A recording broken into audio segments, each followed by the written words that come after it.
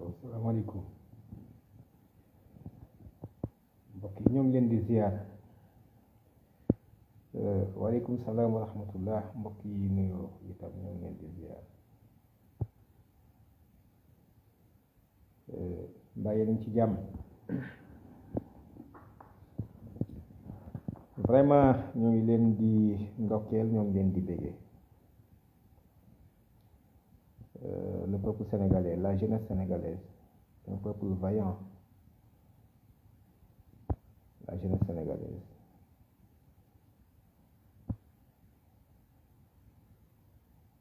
ñoo ngi leen di nuyu ñoo ngi leen di ziyaare. ok son bi moo des le son lañ may signaler je sais pas ndax yéen a ngi dégg. Bon, si le son est bon, vous me faites signe. Salam alaikum.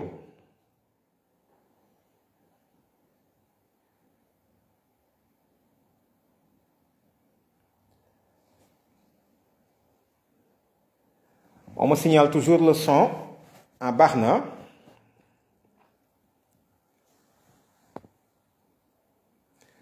Nenañ ma son bi barna.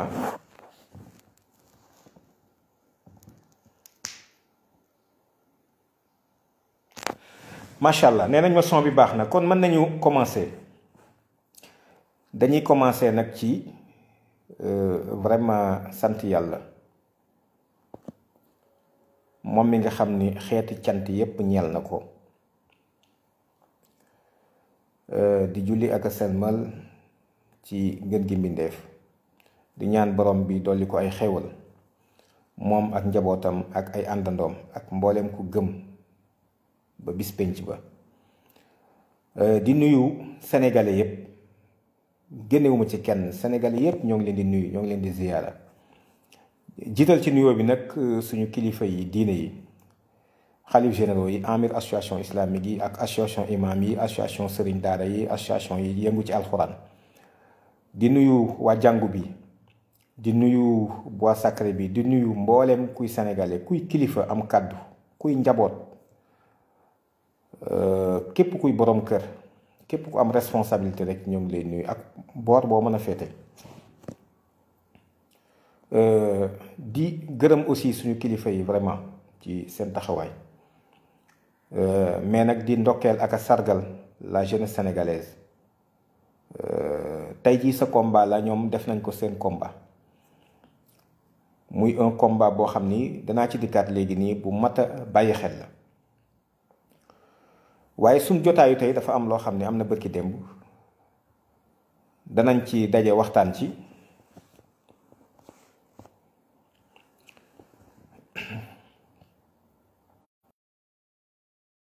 xam naa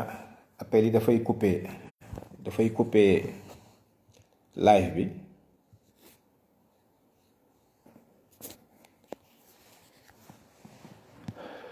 mooy bërki démb bureau bu assemblée nationale dafa daje ci proposition de loi boo xam ne ay député yóbbu woon nañ ko fa ni leen ko article 60 bu règlement intérieur bu assemblée nationale maye loolu danañ ci dellusiwaat ak li ci xew ñu wax ci suñu xalaat di préciser rek ni ànd sàmm jikko yi position bi muy jël ak ni muy taxawee incha allah danañ ci waxtaan ak askan bi ànd sàmm jikko yi ak combat bi ñu yëkkati dadul combat boo xam ni kenn wala ñaar wala benn groupe ñoo ko moom dafay combat wu askan wi puisque combat wu askan wi la nag Watgaal ak Yéego faaw ñu waxtaan ci ak ñépp waxtaan ci ak kilifa diine yi kilifa aada yi waxtaan ci ak kuréel yi seq ànd sàmm jikko yi waxtaan ci ak askan wi aussi askan wi ñoo ngi topp aussi commentaire yi di xool nit ñi seeni xalaat fan la jëm parce que ñoom ñëpp da ngeen ci yéen ñëpp da ngeen ci am cër donc ñoo ngi dajale yooyu yëpp incha allahu rabbi pour mën a xam ban taxawaay la ñu am ak naka lañ koy amale incha allahu rabbi waaye li am solo tey ci waxtaan bi nga xam ne dañ koy def mooy damay tàmbalee ci d'abord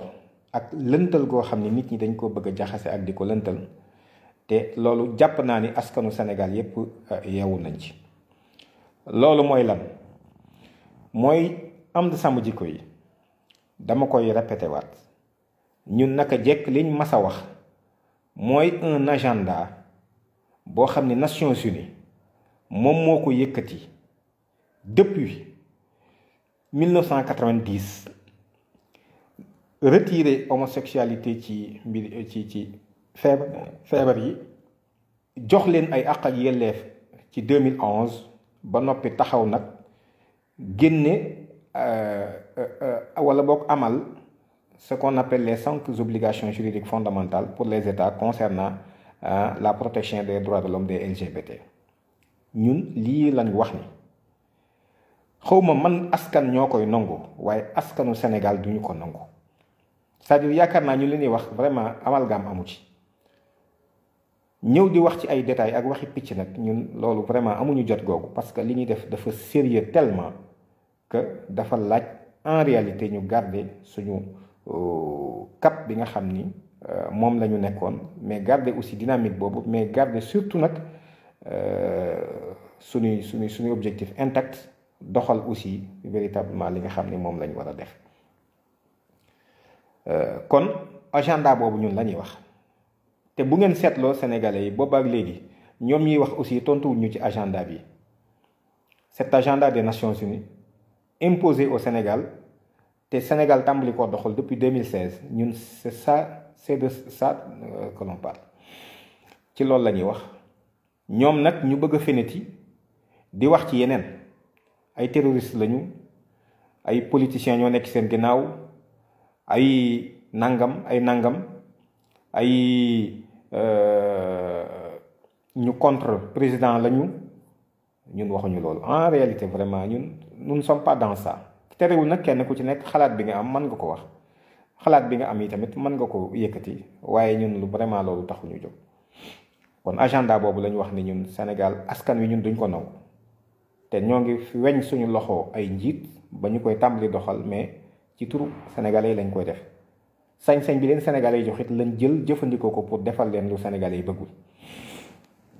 alors léegi nag fi ñuy tàmbalee mooy d'abord dama bëgg mu leer ñu xam ni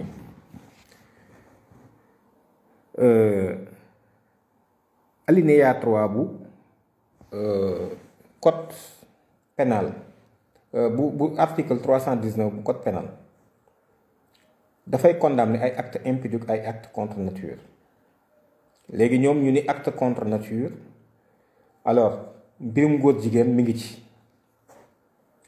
waaye dama bëgg ndax wax lenn lu ci nekk il faudrait que ñu wutal ko ay seede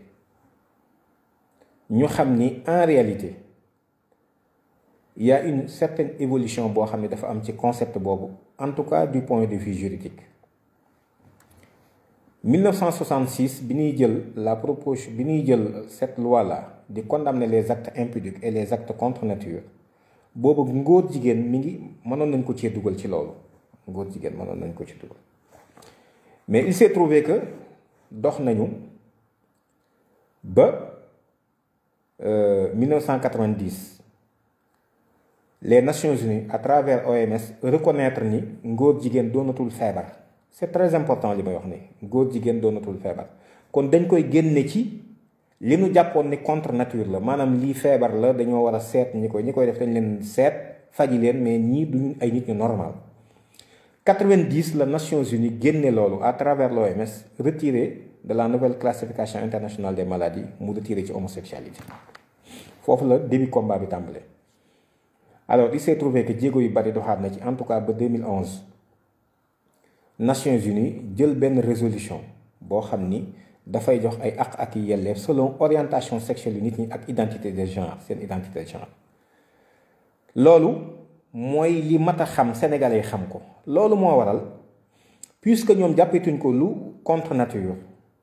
ba génne nañ ko ci feebar yi yemuñu ci nee nañ sax génne nañ leen mais nañ leen jox ay àq ak yelleef bañ koo yem ci góor ak góor guy sëy rek mais képp koo xam ni orientation sexuelle beneen am nga ko autre am beneen identité genre xar kanam goo xam ni si mi ngi aju ci na ngay sëy ak na nga ko gisee ak na nga ko yëgee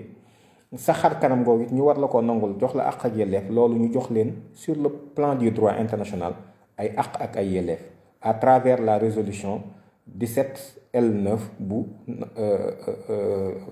comité des droits de l'homme des Nations Unies le 15 juin 2011 li may wax lépp c'est vérifiable nit ñi mën nañ dem ñu xool ko moo tax argument yi déggu leen ñoom ñu tontu ci duñ ci tontu duñ ci wax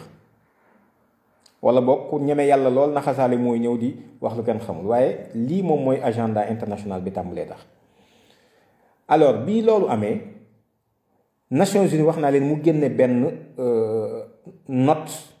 boo xam ni am na 5 obligations juridiques fondamentales yu ci nekk maanaam juróomi warteef yoo xam ni dañ koy gàll état yi te loolu dañ koy yoonal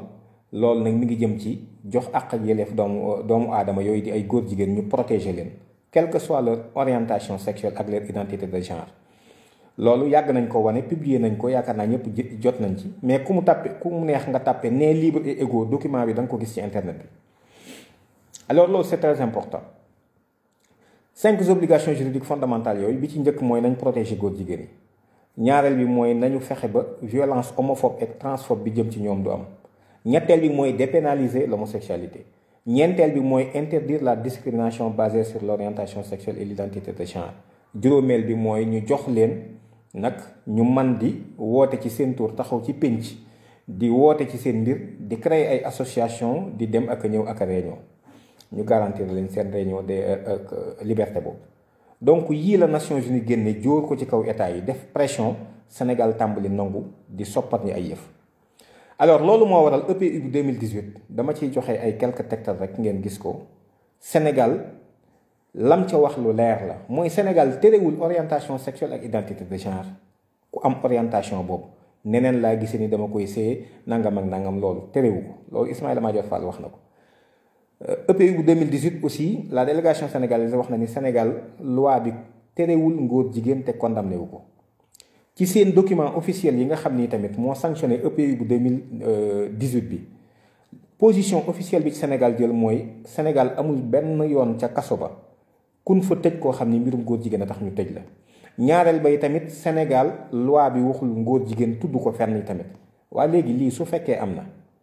te ñoom maanaam réew mi moo leen mag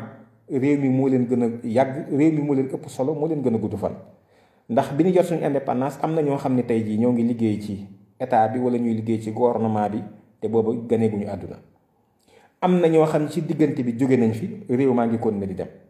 te itamit buñ fi jóge woon ni fi Senghor jógee Abdou Diouf jógee ko fi ne Abdoulaye Wade jógee fi ne terewul réew mi day continuer di dem kon mëneesu la tënk lu toll nii ci taxawaayu kenn ak fii yëpp mi ngi fi ak nii la ko gisee ginnaaw ñoom ci seen bopp nag reconnaître nañ ni amuñu problème ak góor jigéen ñi ginnaaw ñoom ñooñu reconnaître nañ aussi ni yamul ci loolu waaye loi bi terewul ak ngóor jigéen léegi ñu ne kon ñun nañ ko ci dugal wax bu baax ni ñun tere nañ ko loi bi te loolu loi bi pour askan wi la loi bi pour askan wi la. asalaamaaleykum wa rahmatullah wa barakatuh. honorable. loi bi pour askan wi la. maa ngi lay nuyu maa ngi lay ziyaara. alors loolu muy lu am solo loo xam ni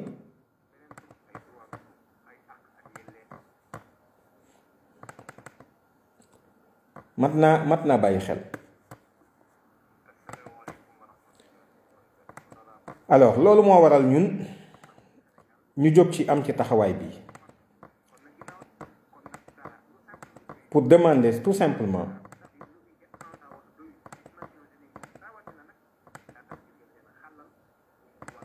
loolu ñu préciser ko ci loi bi muy lu am solo. alors gis ngeen soxlawul ma koy partager parce que yaakaar naa yéen ñëpp am ngeen ko Ismaïla Madior Fall li mu ci wax biñ jógee ci loolu tamit la délégation sénégalaise la yi tamit gis ngeen li ñu ci wax. alors kon ma foog ni bu askan wi di wax ni kon loolu nañ ko leeral puisque nee nañ loi bi waxul ngóor jigéen ne parle pas d'homosexualité la loi sénégalaise ne parle pas d'homosexualité tey jii it amul benn homosexuel bu ñu condamné au Sénégal mu nekk ci prison yi loolu c'est la position officielle du Sénégal waa léegi kon ndax loolu askan wi sañul ni nañ ko leeral kon alors loolu bi mu amee ñoom waxuñu ci loolu mais ñoom ñoo ngi wax ci ay jugement de valeur ñii dañoo bëgg buzz ak ñii dañuy wut ay tour ak nangam ak nangam bon mais loolu ce n'est pas le plus important. ma bëggoon leeral nag ni ànd sàmm jikko yi dafay mbootaay goo xam ni dafa yaatu ñi ko seq ñëpp kenn ku ci nekk wax naa ko sànq am na ci cër te seen cër yooyu ak seen kàddu ak seeni xalaat dafay compter. beneen bi ci des yi tamit en présence de l'agenda là bi ma doon wax gis ngeen ni en fait dans le système éducatif yi tamit am na ay manuel yoo xam ni mettre nañ ko à la disposition de certainement mu doon programme pilote boo xam ne si dañuy fexe en fait loolu di ko tàmbali di ko jàngal suñu xale yi lu bokkul ak coow li nga xam ne moo amoon fële ca Saly loolu léegi mu def daaw ak tuuti wala mu ëpp ko. beneen bi tamit en fait le PGA wax nañ ko donc gis ngeen coow lu bari jóg na ci mais Assemblée nationale du Sénégal moom bokk na ci PGA. alors léegi am na ci ñenn ñoo xam ni dañ naan non man bokkuma ci loolu ndax bañ may woo waxuma woon loolu mais l'essentiel le PGA daal li muy liggéey moom bari na certes l'avancée de la démocratie ay affaire yi yàgg na ci bari na daal en tout cas lu jëm mais dafay liggéey ci droits humains dafay liggéey ci tamit mbirum góor jigéen naka la ñuy fexe ba lawal leen d'ailleurs le document là bi ñu partagé ku ci nekk da nga gis ni c'est un manuel pour les parlementaires voilà pour fexe jàppale vraiment góor jigéen yi ci discrimination bi ak ñu fexe ba boole leen inclusion yi nga xam ne moom war na léegi nag ànd sàmm jikko yi bi ñuy tàmbali bi ñu njëkkee posé question bi waxtaan ci suñu biir on s'est dit que ni mais lii ñun rek jaaduwul ci ñu téye cette information là te ñun dong duñ Sénégal aussi il faudrait que ñu jéem a xool yan moyen la ñuy demee ci nit ñi waxtaan ci ak ñoom ba ñun niveau d'information bi nga xam ne am nañ ko ci askanu Sénégal aussi am ko ci te ñu bañ a jéggi kenn ñu bañ a xeeb kenn loolu moom mooy li njëkkoon def jublu woon ci lan jublu woon ci d'abord sensibiliser le peuple sénégalais c'est très important loolu na ngeen ko jàpp muy sensibiliser le peuple sénégalais je pense que objectif boobu ànd sàmm jikko yi atteindre na ko. beneen bi ci des mooy mobiliser les sénégalais ginnaaw bu ñu leen sensibiliser autour de la question ñu fexe ba ñu respecteel ñu suñuy valeur respecteel na suñuy mbatit te bañ ñu imposer en réalité programme boo xam ne si vraiment sénégalais yi bëgguñu ko kenn bëggu ko loolu moo doon deuxième objectif bi te loolu yi tamit yaakaar naa ni ànd sàmm jikko yi réussir na ko. alors troisième bi nag moo doon jéem a poser des actes yu concrets yoo xam ne dana mën a permettre en fait ñu barrer en fait cet agenda là ak i tamit préciser li ma doon leeral sànq ci l'alinéa 3 de l'article 319 bu code pénal yaakaar naa ni yii ñett yi yëpp lu ci nekk ànd sàmm jikko yi yàlla dimbali nañ ci ak le peuple sénégalais ñu àndandoo ko ba ñu réussir ko. réussir nañu def en fait cette question là un débat national nit ñi wax nañ ci ñoo ngi ciy wax ci barab yi ci biir réew mi yëpp parce que dafa ñor askan wi te itam ci jamono ju toll noonu mel noonu lañ jëm kon suñ ci teelu ta wax yi tamit mën na yegg ci benn niveau yoo xam ni mën nañu indil jafe-jafe bu ko defee ñu am problème.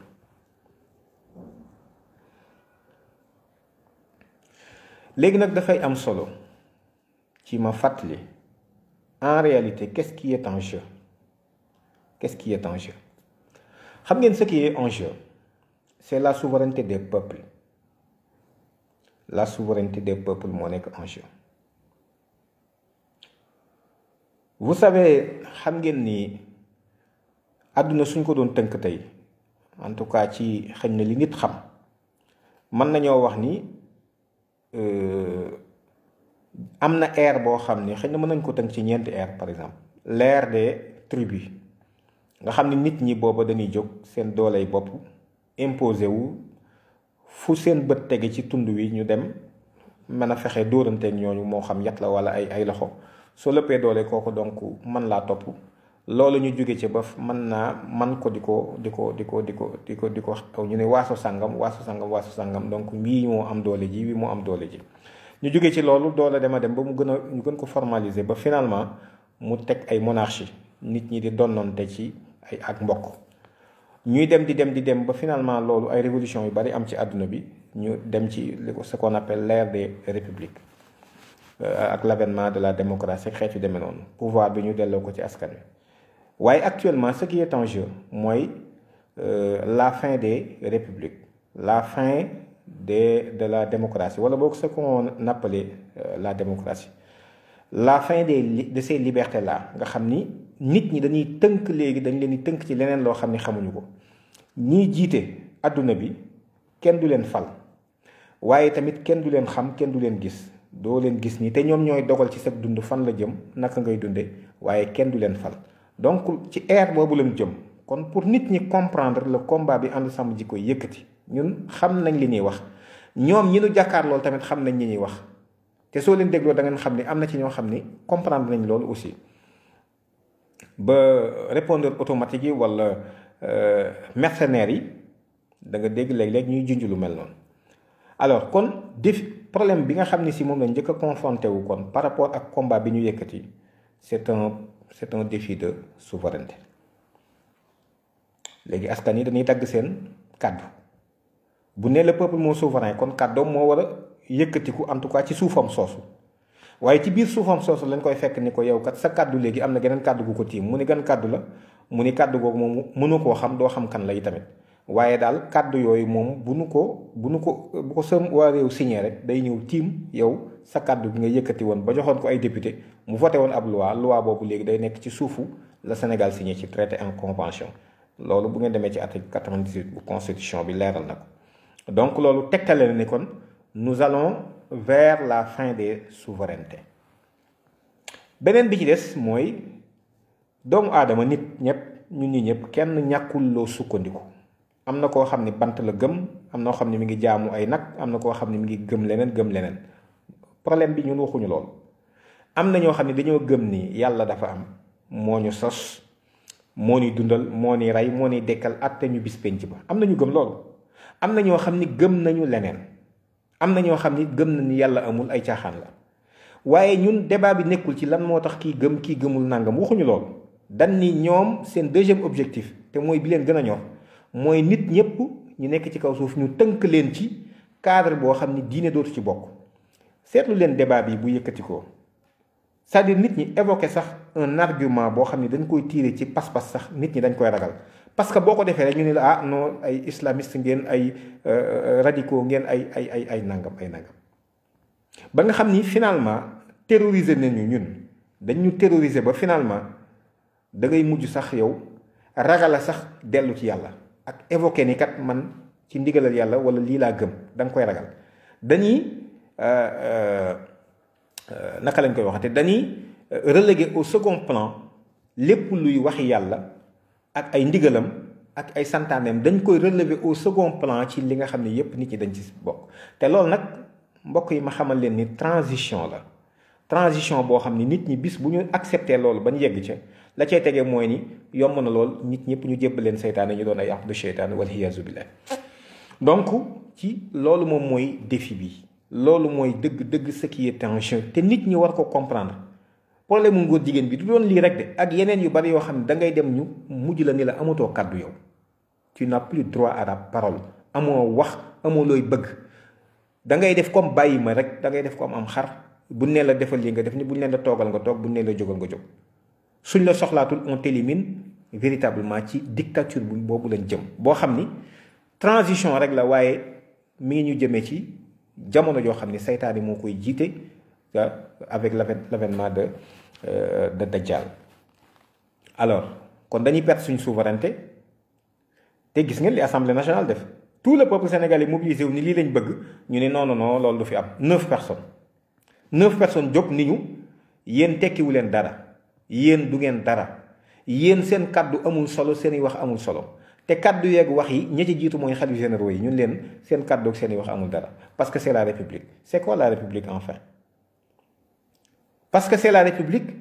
kaddu sëñ Muntaxa kaddu sëñ Babacar Sy Mansour amul solo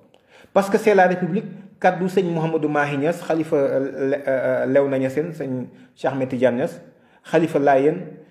Cheikh Albekaay xalifa sëñ Muniru Njegéen xalif yooyu yëpp xalifa Ceneba xalifa Médina Gounass ak mbooleem xalif yëpp amir association islamique yi ñu ni leen parce que c'est la république malgré mbooloo yi topp ci yéen ba noppi di leen déglu mais seen kàddu amul valeur amul sens. est-ce que mbokk yi yéen a ngi fàttaliku ni ce combat là te lii may wax nii aussi ñi nekk ci diine ji nit yi diine yi war nañ ko déglu te bàyyi ko xel. est-ce que xam nga ni nit ñu jàppe woon ba tey bu njëkk ba noonu lañ ñu jàppee yaakaar naa sax dafa gën a pire ndax bu ñu seetloo bi ñoom sëñ Cheikh Mbacke Gaynde Fatma kooku foo takk njàmbarteem beesu na ko Alaaji Abdou Aziz Sy Dabakh kooku foo takk njàmbarteem bees na ko Cheikh al Islam Cheikh Ibrahima Niass kooku foo takk njàmbarteem bees na ko ak mboolem kilifa yi ñu àndaloon ca jamono jooju muy kilifa Laayeen kilifa Njaasaan kilifa Ceneba mboolem xalif yi ñu àndaloon yépp taxaw doon bañ ni code de la famille bi ànduñu ci d'accorduñ ci ndax dafa bari ay articles yuñ ci relevé yoo xam ne dafay weddi waxi yàlla ak waxi yonent bi. yooyu jàmbaar gis nga dañu neenaloon seen kàddu neenaloon seen i jéego def li leen neex. c'est cette république là may wax toujours ni une république maçonnique la république sénégalaise elle est maçonnique république boobu moo neenaloon kàddu yi kilifa yu tedd yi ma tudd nga xam ni xëy na seen njaboot ñoo fi nekk tey seeni rakk wala seeni doom. cette même république là moo bëgg yi tamit neenal kàddu yu ndono yi kilifa yooyu ma waxoon. pourquoi xam ngeen ni su fekkonte ni dañuy wax ni problème mu démocratie rek la war ngeen a xam yéen askan wi ni te kenn ku ci nekk sa responsabilité dafa engagé wu war ngeen a xam ni askan wi li ëpp ñoom ñoo bëgg lii.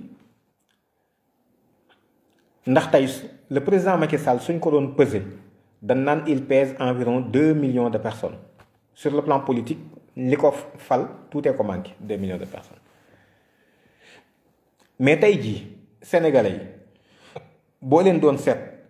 lu ëpp 2 millions de personnes ñoo ngi ci ginnaaw sëñ Babacar Sy Mansour te ñoo ngi ni tekk di ko déglu lu ëpp 2 millions de personnes ñoo ngi ci ginnaaw sëñ Mouhamadou Mountakha te ñoo ngi ni tekk di ko déglu. nga topp ko ci xalifa yi kenn ku ci nekk mbooloo moo xam ni soo ko bëggoon a lim tey jii mën nga fee bañ a gaaw a jóge ñoom ñëpp ñoo ngi ni tekk te kilifa yooyu dong la ñuy déglu. kilifa googu addu di borom njaboot bokk ci réew mi ëpp la ci responsabilité nga ni waxam jooju ak loolu c'est qui parce que on est en république. c'est quoi la république finalement c'est quoi la république. ma ni aussi nit yi diine yi am nañ ci responsabilité. am nañ ci responsabilité ndax bokk ci am réew accepté nga xam ni oto la boo xam ne dañ naan ki koy dawal rek mooy décider fan la direction bi jëm fan la oto bi jëm yow nga bokk ci te benn barab doo nga war a jëm mooy dellu ci yàlla ba noppi nangu keneen dawal ko koo xam ne si moom jëmul foofa. est-ce que ñun amuñu ci responsabilité ci loolu laaj la bu may laaj est-ce que amuñu responsabilité ci loolu bokk ci réew mi. dëkk ci réew mi ba noppi nangu ñeneen ñoo xam ni fi mu ne danañ am daraja ak gëdd goo xam ni ñun ñoo leen ko jox ba noppi mel ni fi mu ne dañuy amaat benn certaine gis-gis bu ñuy amanteeg ñoom rek boo xam ni dafay indi léeg-léeg complexe ci suñu diggante. est-ce que loolu war la est-ce que loolu jaadu la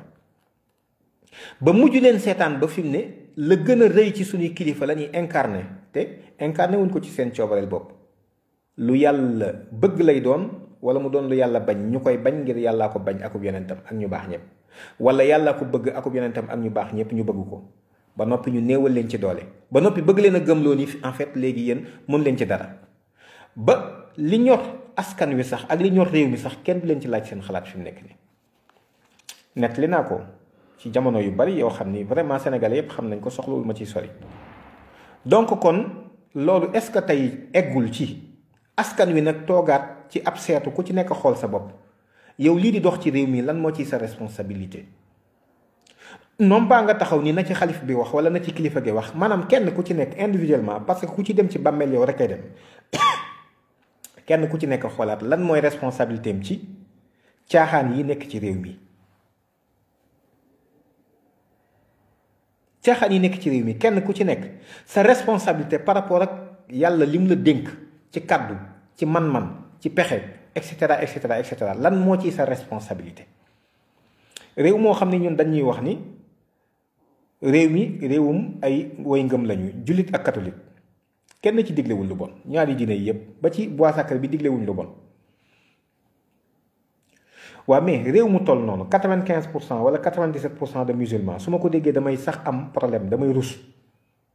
95% yi ñun la ñoom ñëpp njabootu yonent bi la te yonent bi lii la digle woon par exemple ci question bii nii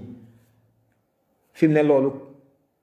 wax ko daanaka day bëgg a doon délit boo ko tàmbalee ñun islamiste yaa ngi ne wala nanga parce que quoi mettre nañu en priorité wala au devant yeneen référence yeneen mbir yoo xam ni fi mu ne moom moo ëpp doole waxi yàlla ak waxi yonent bi ci biir réew mi et pourtant on l'accepte daal ni pexe amu ci kon daal moom pexe amu ci mais yamu ci loolu xoolal tey réew moo xam ne neen 97% de musulmans ñoo fi nekk njabootu yonent bi ñu ne daganal nañ ci seen tur te ñoom lañ ko defal seenu jigéen dañuy jaay seen bopp muy prostitution pourtant c'est légal ci Sénégal askan wi yamuñu ci loolu sax 95 wala 17% yooyu ñooy yëkkatikuwaat ne la jigéen gi boo bëggee ñu jox la ay këyit ci saw tur à travers en fait ñi nga xam ne ñoo yor suñuy service jox la ko ci suñu tur nga mën a dem jaay sa bopp di mooy yàlla et pourtant loolu ça ne heurte personne man dégguma sax daanaka ñu bari di ci wax te pourtant lu neex a lijjanti la.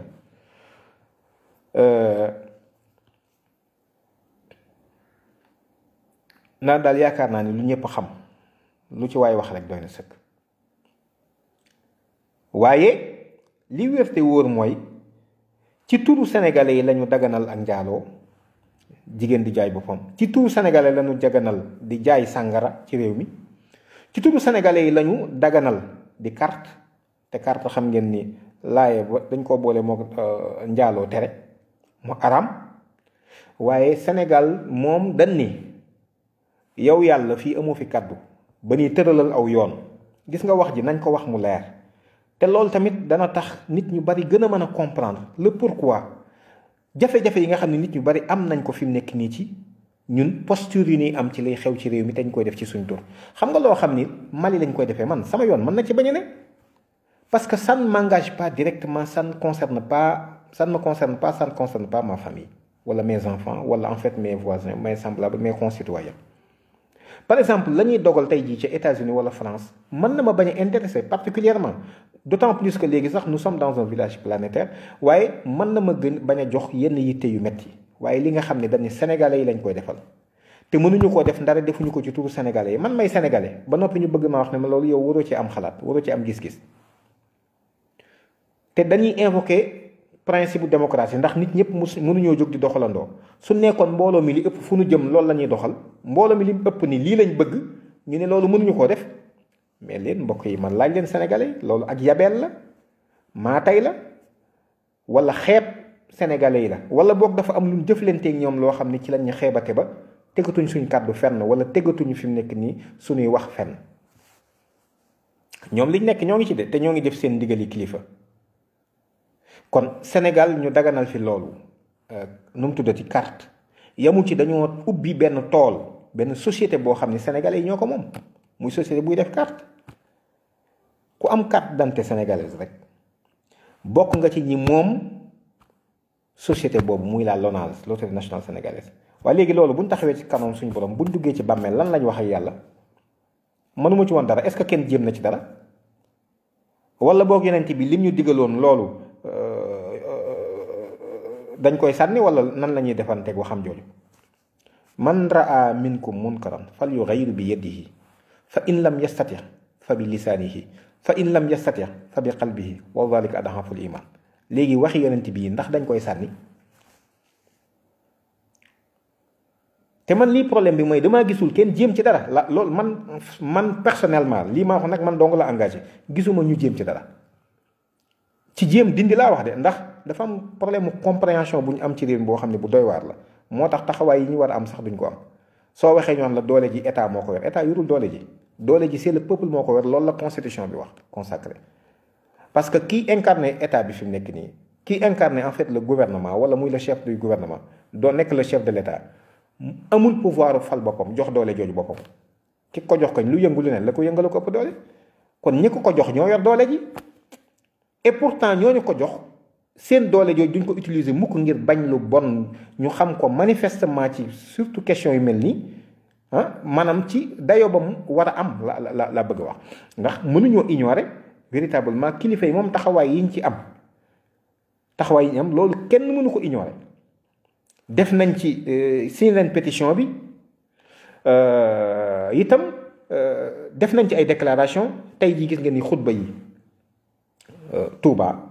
ak barab yu bare xutba nañu ci mbir mi dénoncé ko naqarlu ko Rawdu Rayaahiin ñoo ngi leen di féliciter aussi def nañ une déclaration ci turu sëñ Mouhamadou Mountakha pour leeralaat mbir moomu ak posture bi nga xam ne moom la ci sëriñ bi am moom la ci yoon wi am ndax ñoom ñoo lañ dénk fànn boobu nga xam ni mu jëm ci wàllu xam-xam ci aju ci dëkk bi ak yoon wi kon ñoo ngi leen ci ndokkeel di leen ci jaajëfal waaye li wér te wóor mooy ñoom lim leen jaral pour ñu saxal fi ak mbon man jàpp naa ni jaralaguñu loolu pour ñu contrer ak mbon man wax dëgg yàlla loolu laa jàpp ba may gis nag lu weddi loolu waaye loolu laa jàpp ndax tey jii da nga gis ni nit fexe gañe benn marché am ci 500 millions wala 1 milliard dana ci def yitte joo xam ni mbir mi du ko ci def te pourtant lii de lu yàlla bañ la lijjanti ay mbiri boppam wala lijjanti ay yeneen fi mu ne bari na ñoo xam ne si loolu moo gën di seen priorité fi mu nekk nii te léeg-léeg lijjanti boobu yegg foo xam ni am na loolu dootoo ko mën a wax mukk dootoo ko sañ a def itam donte danañ lu mel ni danañ ko defit daanaka da nga ciy noppi waaye doo ci mën a wax loolu nag problème la aussi li may wax aussi nit man dong la engagé sama tour laa koy wax man Ababacar kon wax naa sànq ni kon ñaari problème am nañ ko muy problème mu souveraineté bi ak problème mu lan nit ki kan mooy doon kilifaam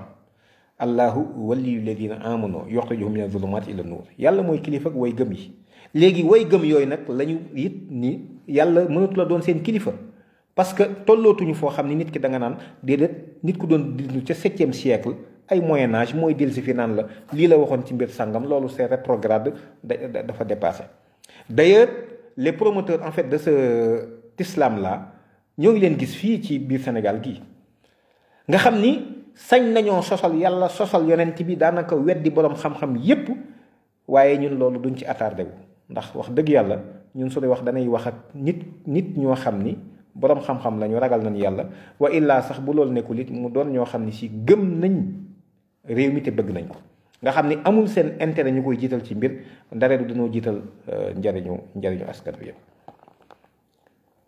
léegi nag responsabilité kenn ku ci nekk lan moo ci sa responsabilité ci mbir mi taxaw est-ce que dañuy bàyyi ay lobby di ñu dicter ñoom li ñu bëgg est-ce que dañuy bàyyi ay nit ñoo xam ni suñu mbindaan lañu suñuy surga lañu suñuy liggéeykat lañu ni leen defal leen ñu lii ñu leen li ngeen bëgg duñ ko def lan ngeen di def nag ñu ni li tubaab yi bëgg wala li lobby góor jigéen yi ak franc-maçon yi bëgg la moom la ñuy def est-ce que loolu mooy continuer ba tey ñun noot nañ ñu ñeenti téeméeri at jàpp suñuy maam di jaay histoire du Sénégal lu metti la histoire du Afrique lu metti la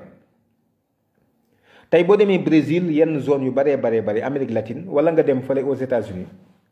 da nga fay fekk ay nit yu ñuul kukk lan moo leen fa yóbbu suñuy maam suñuy mbokk lañu ñoom ñii ay tubaab ba fi ñëw bariwuñu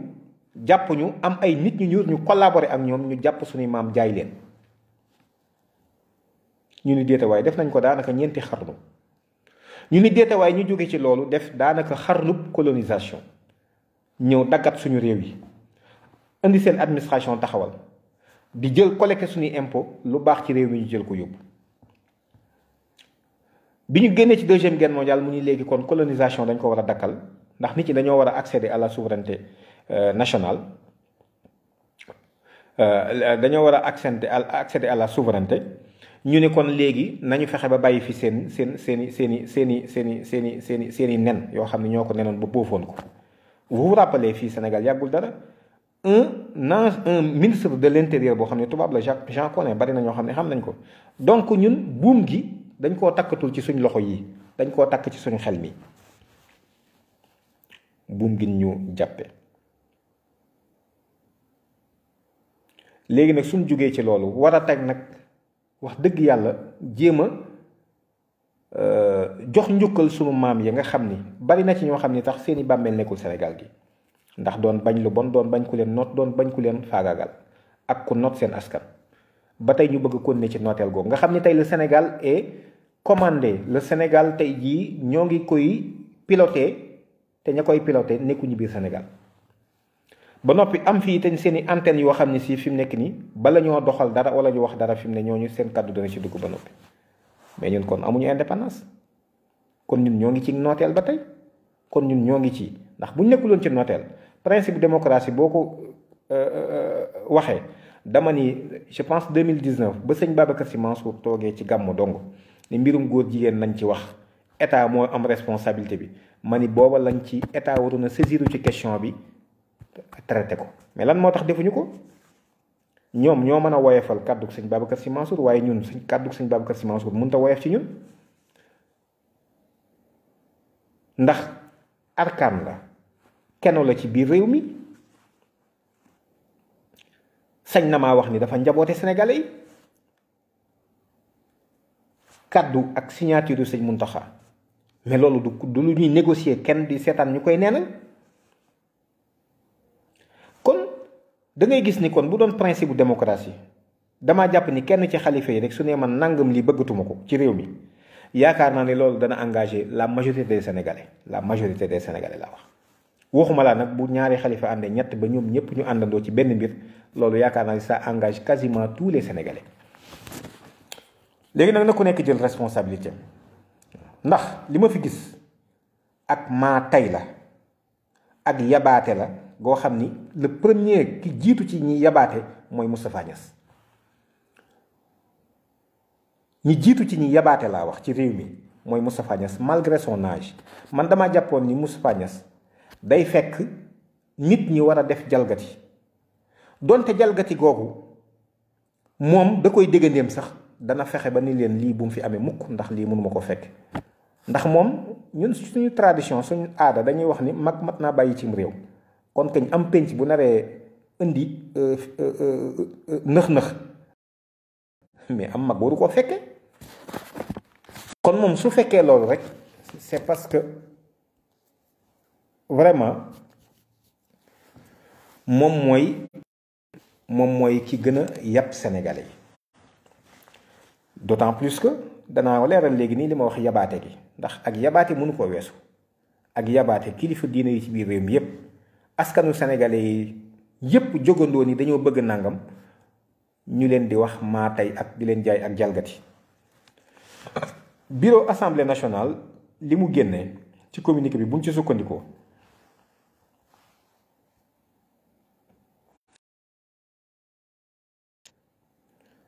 ñoom dañoo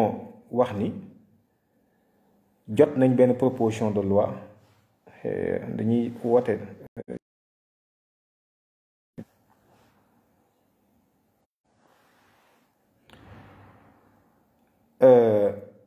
bureau assemblée nationale mbooloo la moo xam ne 19 personnes lañu ñoom ñooy bureau bi waaye du ñoom ñooy assemblée nationale c'est très important beneen bi ci des ñoom dañ leen a encadré benn loi organique bu ñuy wax le règlement intérieur moom moo encadré lépp lu ñuy def nanu koy defee na mbir yay doxee ci biir assemblée nationale yépp loi boobu moo ko organisé boo demee ci article 60 bi moo wax ni projet de loi proposition de loi bu duggee procédure baag yépp moom moo ko leeral dañu wax ni proposition de loi benn député wala mbooloom député mën nañ koo dugal suñ ko dugalee nag bureau assemblée nationale moo koy càmbar waaye da ciy seet ndax lii amul ay incidence financière ndax bu fekkente ni proposition la voté nañ ko ndax du supprimer ay ressources wala sax ngir doxal gi mu laaj ay ressources su ko defee yi tamit beneen bi nga xam ni loolu gouvernement bi sañ na ko vérifier mooy ndax dëppoo na ak loi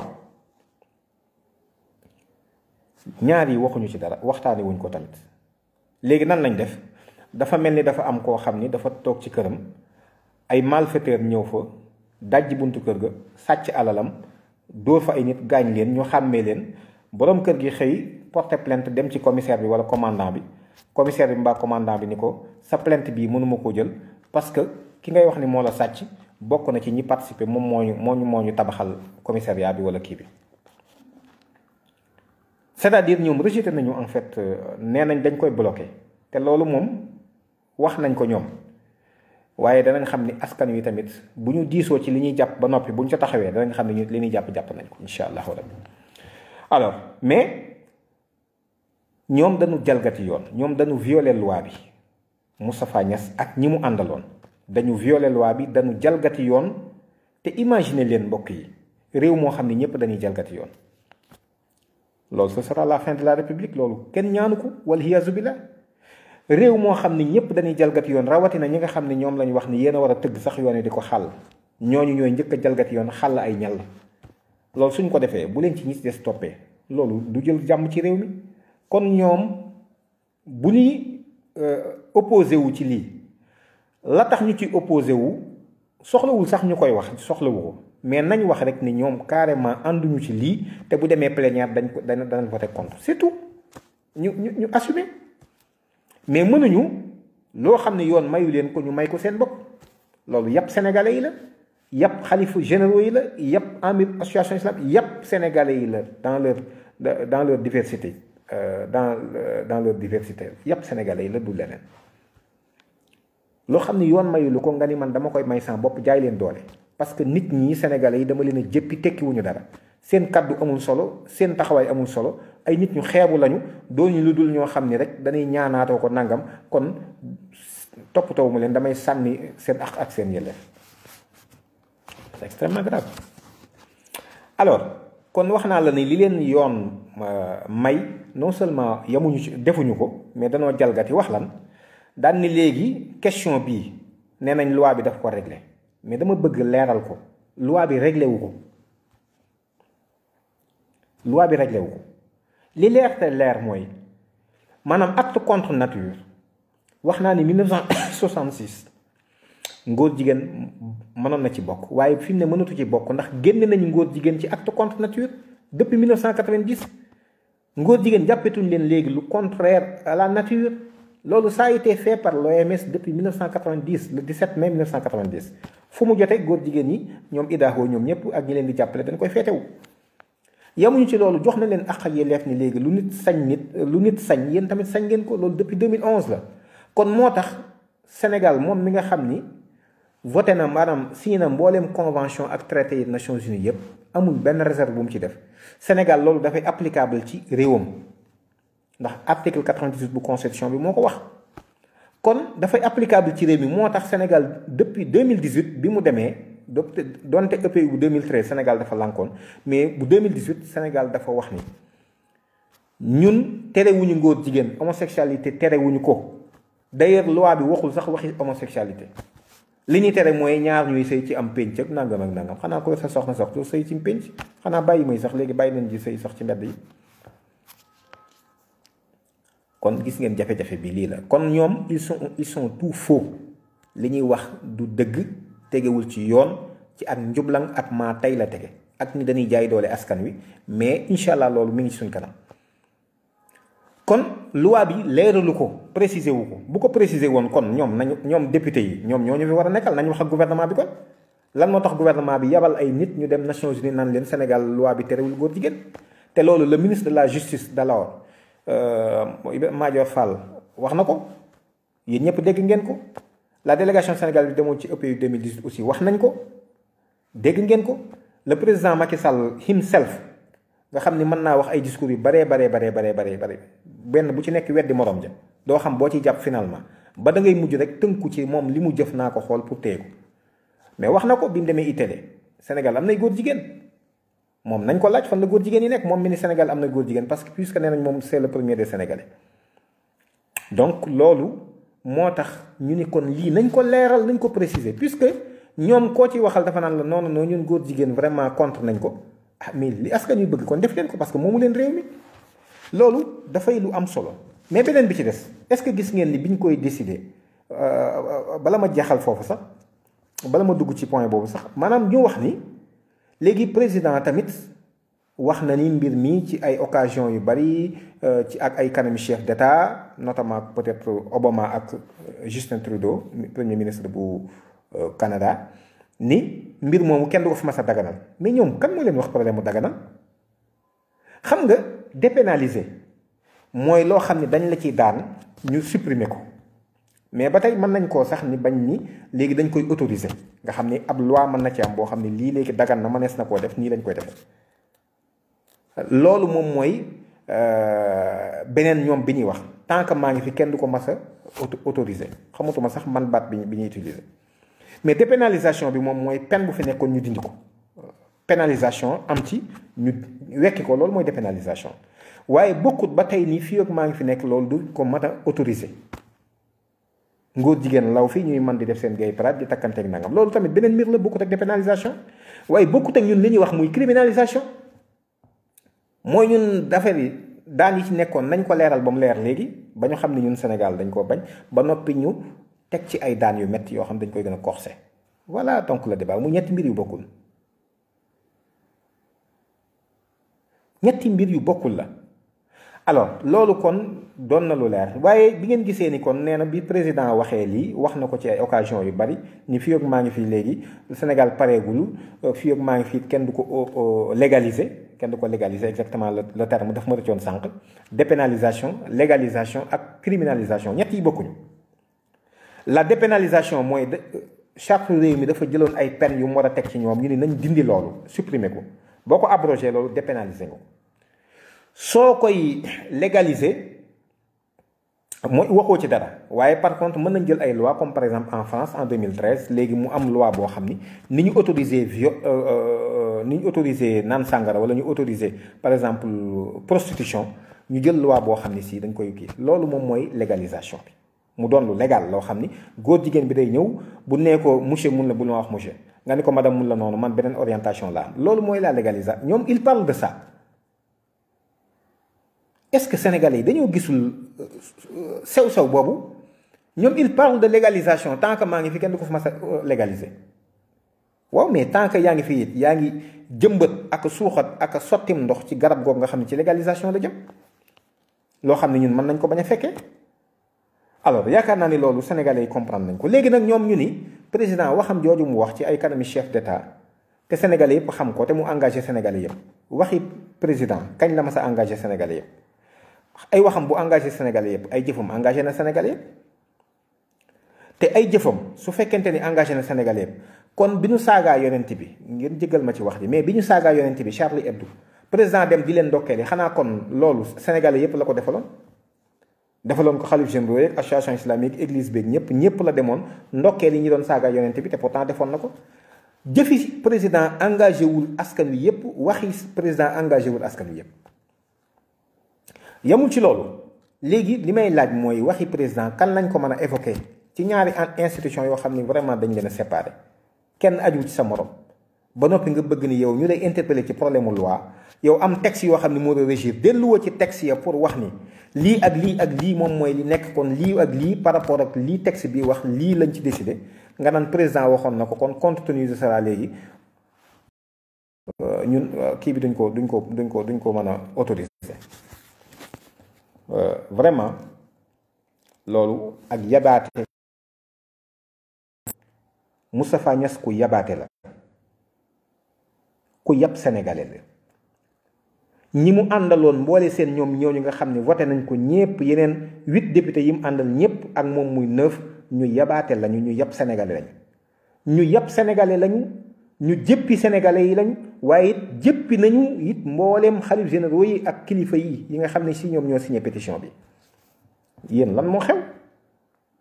seen askan ni lii lañ bëgg ngeen taxaw ni non li ngeen bëgg du fi amee ba noppi di jalgati yoon tegu leen ko ci yoon mais au moins motivez votre décision daan ni kat lii c'est pas recevable parce que règlement intérieur bi wax na nangam ak nangam ak nangam te lii nangam gis nañ ci nangam ak nangam vous savez que vous ne pouvez pas le faire. te xam ngeen ni jël ngeen avance yoo xam ni fi mu nekk nii bu demee plénière ngeen am problème ngeen ni léegi na ngeen décider outrepasser la loi mais personne n'est au-dessus des lois ici au Sénégal du président du yéen du man du kenn ñun ñëpp dañoo war a am ab déggoo ci nangu ne loi moo ñu tiim ñun ñëpp dañuy déggoo ci loolu su fekkente ni am na ñu bëgg a sañ ni ñoom danañ jalgati yoon rek kon sañ-sañ boobu ñëpp dañ koy invoquer ku ci nekk bu la neexee nga jalgati yoon loolu yaakaar naa ni il faudrait que mu leer kon le bureau de l'Assemblée nationale est dans l'illégalité. Ils ont violé la loi. Ils n'ont pas été conformes avec la loi. ñoom vérifié wuñu conformité loi bi, vérifié wuñu incidence financière yi ñu def lii defuñu si dara li ñu def mooy lu leen neex jalgati yàpp sénégalais yi ci boppam. loolu nag sénégalais yi ñooy xool ku ci nekk lan moo tax bureau assemblée nationale juróom-ñeenti nit yàpp sénégalais yi ba lu ëpp ay millions yi sénégalais bëgg dara ñu ni leen léegi loolu neexuñu dañ koy sànni. ndax bu fekkoon dañ ko motiver nga xam ne ñii invoqué nañ benn disposition ci wàllu règlement intérieur bi nga xam ne ñii au moins li ñu def ñoo ngi koy jéem a teg ci yoon. waaye ay waxi président lañ ñu wax ak loi bi waxoon na contre nature te contre nature am une évolution depuis 66 ak léegi la contre nature doon firi 66 fireeti ko fi mu nekk nii ci jamono ji ñu toll. ndax ñaari acte yi moo leen wax Nations Unies jël ci diggante bi muy 90 ak 2011. alors loolu kon moom mooy lu am solo c'est que nag ñoom outrepassé nañ seeni prérogatives en statuant sur l'opportunité de la loi mais ñoom fan lañ sukkandiku kan moo leen sant loolu nañ ma wax ban disposition ci règlement intérieur bi moo leen may boobu sañ-sañ ñu def ko pour statuer sur l'opportunité de la proposition de loi. C'est illégal, c'est illégitime. ñoom ils ont violé la loi te incha allah bu ñu ci noppee ci waxtaan yi danañ ñu dégg danañ ñu gis aussi. beneen bi des it muy wax naa ko sànq kañ la kàddu président doon loi constitution wala mu doon loi constitutionnelle loi organique wala mu doon loi ordinaire tout simplement kañ la kàddoom doon lool. moom li ko yoon may mooy mu jël décret te décret boobu ci suufu yii ma lim la nekk. président li ko askan wi may mooy décret la mën a jël te décret boobu ci hiérarchie des normes ci suufu yii ma lim la nekk kon yooyu ñoo ko ëpp doole moom président tiimul yoon mais yoon moo ko tiim. léegi nag dafa mel ni Moustapha Niasse instauré na fi nag lu bees mooy waxi président loi la léegi puisque loi la loolu la invoqué ni kon léegi dafay rejeté yëf yi waxtaan wala fa xew lépp it xam nañ ko. ñun nag danañ user de tous les moyens légaux yoo xam ni yoon may nañu ko ndax ñun jàmm la ñuy wut waaye nag suñu réew mii dañoo taxaw temm ci protéger ko ci agression yoo xam dafa jóge de l'étranger. kon lu ñu yoon may danañ ko def waaye ñoo ngi waxtaan ak ñi ñu war a waxtaanal ñépp incha allahu rabbi danañ aviser bu ñu tolloo ci loolu. su ko defee nag juróom-ñeenti membre bureau assemblée nationale yi nga xam ne ñoom ñoo voté ñoom ñoo ni décidé ni dañuy décision historique ci ni dañuy jalgati yoon ñoom ay hors la loi lañu te le premier hors la loi c'est Moustapha Niasse ak Abdou Mbow ak man moo ma ci gën a décevoir muy Gadio parce que dama jàppoon ni ku gëm Afrique ku gëm déet bu ñu la ngi noonu yàlla xam na ko mboole seen ñi ko voté ñëpp moom c'est le plus mooy ki ma ci gën a décevoir moo ma ci gën a bett ndax man dama jàppoon ni nit a ngi noonu koo xam ne donte tolof dal na ko fi sax jamono yee donte sax beneen tolof dal na ko ba mu mel ni ku transhumé waaye jàppoon naa ni ba tey am na lu mu dese ci ay valeur ak ñeneen ñett des nga xam ne yëpp ñi ko fekkee woon bon liste bi génn na ci réseaux sociaux yi xam ngeen leen ñooñu ce sont des hors la loi koo xam ne danaan la honorable ne du tout baat boobu moom yéen juróom-ñeent yooyu dootu leen ko dégg ci man parce que ay hors la loi ngeen parce que nit su fekkee yoon dafa la tënk looy defit da nga koy jaarale ci yoon mais mënoo ñokkatiku salfaañe yoon def lu la neex ba noppi bëgg a yaakaar ni les gens vont les laisser faire ñoom dañoo moom Sénégal wala dañoo jënd nit ñi wala seeni maam wala seeni baay dañoo dem ci xare ba jàpp nit ñi daf leen ay jàmm ba ñu bëgg ñoo imposer volonté boo xam ni du sax seen volonté bu doon seen volonté sax ba tey en tant que sénégalais mën nañoo accepter mais lu jógee ci ay góor jigéen ak ca bitim réew ay lobby étranger la amati bu fekkente ne yéen a war a voter loi yi ba noppi yéen ay wëlbati jiitu ci di jalgati yoon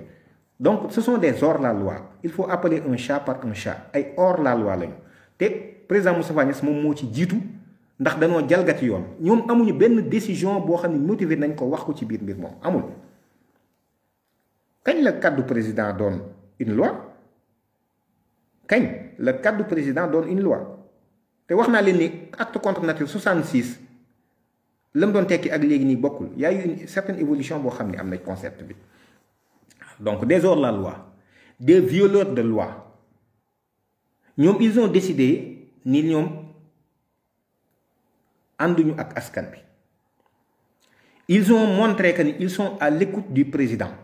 parce que ça recoupe à peu près ak communiqué bi nga xam ne si moom la ay miiru ñi ngi defoon ca jamono yële ci ginnaaw mais ñoom on les attendait pas ça parce que loolu ça n'a rien à voir avec en fait des pratiques politiques et politiciennes sa askan ñoo def ay yëngatu nga gis leen ni bëgg nañ dara ay député respecté yoon ñoom invoqué article 60 bu règlement intérieur bi ñëw déposer proposition de loi mais loolu ko njëwit jaaral ci yoon rawatina mag moo xam ne mi ngi toll ni Moustapha Niasse ñu yaakaar ni bu gone yi waroon a juum tey jii di jëng sax moom waxuma mu fekke ko de di ci ànd mais fu mu ko déggee dana sol dàllam fexe ba tegaat leen ci yoon ni leen lii du seen cër te man du ma seetaan ngeen di def loo xam ne du noonu mais moom moo jiitu ci hors la loi li ma wax nag man je l'assume Moustapha Niasse mooy le premier hors la loi ci réew mi jël une décision comme ça tu te permets ban lan moo la may boobu prérogative kan moo la ko may mais c'est pas la loi vous invoquez la parole du président de la République koo xam ne bu waxee tey lii mën naa wax leneen ñaata yoon la fi wax loo xam ne si génn na ca kooku naka la kàddoom mën a doonee loi waxul fii ni sama signature du mas a fal sama rakk te signature am fal na rakkam waxul fii ni je vais faire 5 ans te pourtant mujj naa def 7 ans kooku naka lañ mën a defee kàddoom loi ba di ko substituer ci règlement intérieur bi nga xam ne moo tiim sax loi ordinaire waxuma la décret ngay invoquer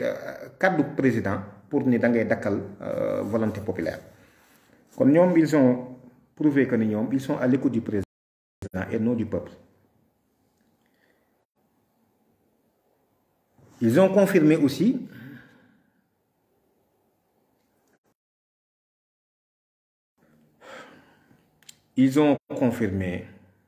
que ñoom violeurs de loi lañ dañuy jalgati yoon. Ce sont des gens qui méprisent le peuple sénégalais.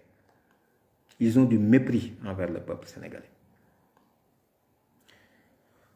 Ils méprisent aussi nos khalifes généraux yi nga xam ne dañoo signé ni lii dañ ko bëgg ils les méprisent.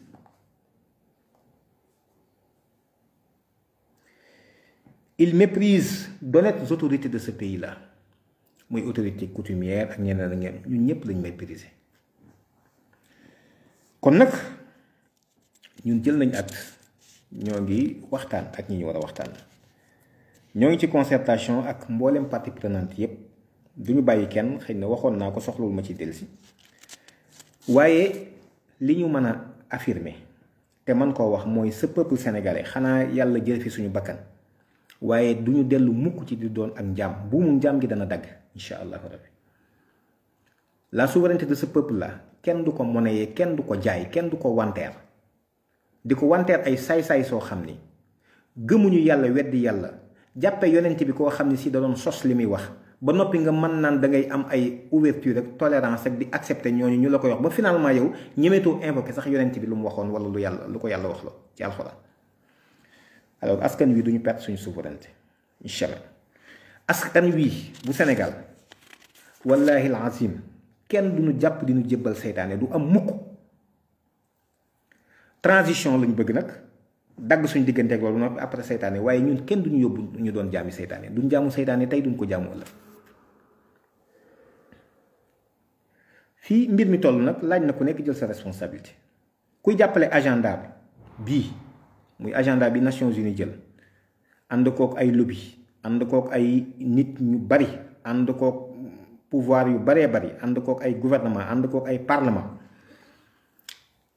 képp koo xam ne yaa ngi jàppale agenda bi ak koo mën a doon yaa ngi jàppale ak mbon yaa ngi jàppale seytaane yaa ngi jàppale agenda LGBTI yaay na la wóor ni yaa ngi xeex yàlla yaa ngi xeex ndigalal yàlla yaa ngi xeex it yaa ngi suufeel kàddu yàlla donte kàddu yàlla kenn du ko suufeel du suufee ma ko waaye yaa ngi participer ci di suufeel kàddu yàlla képp ku jàppale agenda bi képp koo xam ni it nee nga neutre nga ci seetaan nga amoo dara loo ci defit na la wóor ni kon yow boo fekkee woon yonent bi tamit sallallahu alayhi wasallam bu jógee ni yàlla ma digal nangam ma def ko doo ci ànd ak moom ndax ndigalam ya jógu fi ba tey la doon baax mi ngi baax la bonoon mi ngi bon ba tey waaye képp ku jóg jàppale ànd sàmm jikko yi jàppale askanu Sénégal ci lii yaa ngi jàppale ak mbaax yaa ngi jàppale yàlla in tansurullah yansurukum yaa ngi wala boobu yaa ngi may yàlla aw lay ci mu jàppale la yaa ngi jàppale yonent bi alayhi salaam ci mission bi ko yàlla dénkoon yaa ngi jàppale mbooleem kilifa yu tedd yi jaar ci biir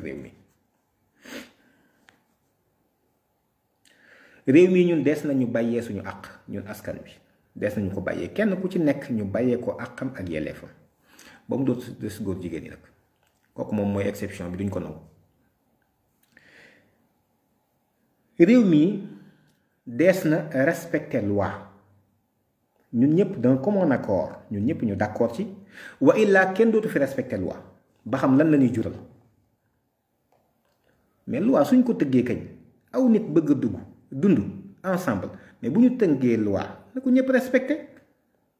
man su ma loi mayee nangam nañ ma ko bàyyi moo ndax loi moo ma ko may su loi mayee keneen leneen tamit kazalika waaye yow ngeen bu leen neexee ngeen jalgati yoon yaakaar ni da ngeen jaay nit ñi doole ba noppi yaakaar ni fi mu nekk nii xulleeku ak répression fi mu nekk nii mën ngeen xoqatal askan wi ba ñu dellu ginnaaw ci loo xam ni ngëm-ngëm la du demee noonu réew mi ñun ñëpp danañ maase respecté yoon wala ñun ñëpp ñu maase sànni yoon fële ñëpp di jalgati yoon réew mi jàpp naa ni jalgati yoon jeex na fi te dafay jeex wa illaa jalgati dafay sax ba faw amatul ñoo xam ne ñooy am privilège di jalgati yoon bu leen neexee ñi des nag ñu bëgg leen a def ay jàppe seen bopp Muhammadu jàppe nit ñi Mamadou loolu moom jeex na fi askan wi tamit wax naa ko kenn duñu jébbal seytaane lii nag combat bi fii ñu tollu tey jii ma bëgg a wax ni soxlawuñ ci ku dul ndimbalal yàlla kese yàlla dong yàlla képp lañ ci soxla ndimbalam ak ñi nga xam ni gëm nañ yàlla gëm bis penc ba ñu bokk ko àndandoo waaye doon ci kenn ak doon ci ñaar ak doon ci junni moo maase yem amul différence ndax la doon baax mi ngi baax ba tey la doon bon it mi ngi bon ba tey la doon baax mi ngi baax ba tey la doon bon mi ngi bon ba tey kon en conclusion xisbullaahi su ma waxee xisbullaahi nag mbooleem ñi gëm yàlla loolu lu yaatoo yaatu la waaye réew mi mel na ni ay woy ngëm ñoo fi ëpp te jullit yi ñoo ngi leen di natt ci 95 ba 97%. kon xisbullaahi xisbu seytaan rek daje ñoo jàmmarloo fi mu ne nii te gis ngeen combat bi ànd sàmm jikko yëkkat ça dépasse les frontières du Sénégal wax naa leen ko combat de souveraineté la te souveraineté bi ñun suñ ko xeexee ba noppi yi tamit mu yem ci suñ bopp ñu am ko te Cameroun amu ko c'est parce que yi tamit loolu duñ ko am ndax dana dellusiwaat ci suñu kaw c'est un combat de souveraineté et de soumission ñun yàlla mooy doon suñu kilifa keneen ku mu neexee tànnal keneen ay kilifa mais te nga assumé ko waaye yëfi naafiq yi nga xam ne boo delloo ci suuratu Baqara ba muy wax ci way gëm yi yaakaar ñeenti laay la ci wax bi mu wax ci yéefari ñaar dong la ci wax waaye gis nga laay yi ci ëpp yëpp ci naafiq yi la ko wax ndax bu nee cuut fee ni càpp fee bokkuñu fii bokkuñu fee bokk fee bokk fii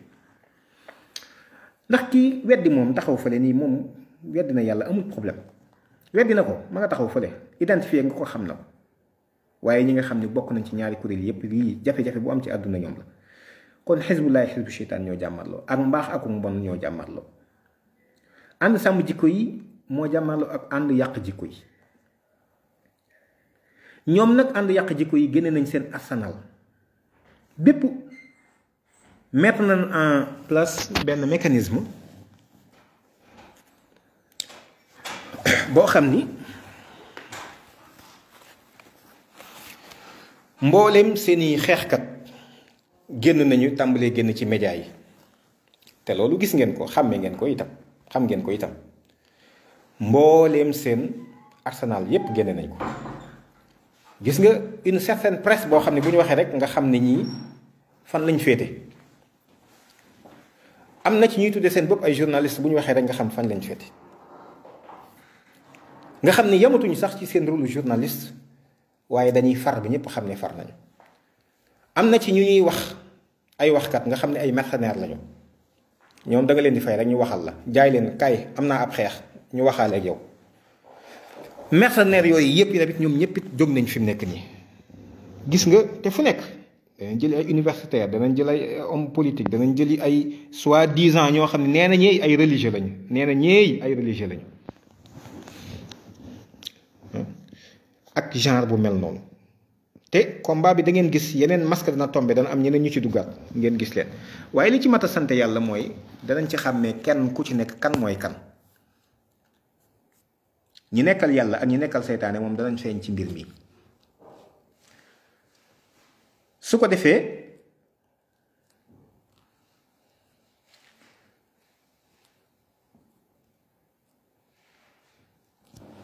arsenal bii ñu génn yépp nag waxoon naa ko ma répété waat ko ñaari yëf lañ ci jublu benn bu njëkk bi mooy dagg souveraineté yi waxoon naa ko loolu mbokk yi bàyyi leen ko xel les peuples vont perdre leur souveraineté les peuples vont perdre leur souveraineté beneen bi ci des mooy nit ñi danañ dagg seen diggante ak seen borom nit ñi danañ dagg seen diggante ak seen borom dafa am koo xam ni dafa mas benn nitu yàlla dafa doon dox romb ko taxaw di nodd ni allahu akbar mu ni waxul dëgg de waxul dëgg de ñu ni ko dañuy yàlla mag na mu ni waaw kàddu gi dëgg la waaye moom li mu wax du dëgg ci moom 95% de musulmans yoo xam ne nee nañ yonent bi sallallahu alayhi wasallam mooy seen kilifa te fi mu ne waxi yonent bi mënu fee tiim waxi yonent bi waxi Jean Paul Sartre sax ko ëpp doole. Quelle société quelle société maanaam une société composée majoritairement de musulmans disciples du prophète Mohammed alayhi salatu wassalam à presque 95 à 97% se réclamant en fait du prophète Mohammed mais réew mi ñu dëkkee kàddug Jules Ferry kàddug Jean Paul Sartre moo fi ëpp doole kàddug yonent bi alayhi salatu wassalam dans la chose publique. Et pourtant on me dit que ni non jullit la dama bëgg yonent bi kenn ku ci ne man dama bëgg yonent bi dama bëgg yonent bi en fait bëgg googu nu mu demee kon mbokk yi li nekk en jeu képp ku ko xamoon yàlla xam ne dootoo nelaw yu ba yantoor ce qui est en jeu képp ku ko xam te yewu ci yàlla xam ne ni lekk bu suuf sax dootu ko def parce que ay saay-saay lañu jàmmaar lool ñu jóge ca tugal xamuñu weddi yàlla weddi ab yonentam ba noppi bëgg a manipuler sunu ay askan ak sunu ay mbokk bëgg fee dérouler ay agenda ak programme yoo xam ni dafay yàq jikko dafay yàq am réew dafay yàq askan. kon lii moom mooy waxtaan wi nga xam ne indi woon nañ ko incha allahu rabbi danañ am réunion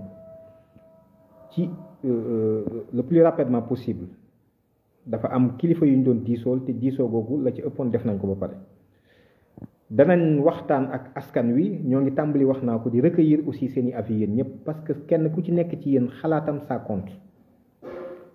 su ko defee lu lépp danañ ko dajale di ndokkeel nag ñi nga xam ne ñëpp xutba nañ ci tey jii sànq ñoo ngi may wax Dakar ay quelques barab yoo xam ne ñoom xutba nañ ci ba naroon a def génn sax def marche spontanément waaye toujours li ma leen di wax ñun nañu rester dans la légalité donte danoo yor ay nit ñu jiital ci suñ kanam ba noppi te ñoom ñu doon ay hors la loi ñun buñ doon ay hors la loi na ngeen bind seeni déclaration de manifestation jox ko préfet moom muy autorité bi wala bu dee ci zone bu sous préfet nekk la ngeen jox ko su ko defee nag bu ñu jógee ci suñu réunion lël bi ñu war a def danañ wax ak sénégalais yi incha allah quelle conduite à tenir kon ñoo ngi leen di ndokkeel ñoo ngi leen di sant ñoo ngi leen di gërëm wasalaamaaleykum wa rahmatullahi wa barakatu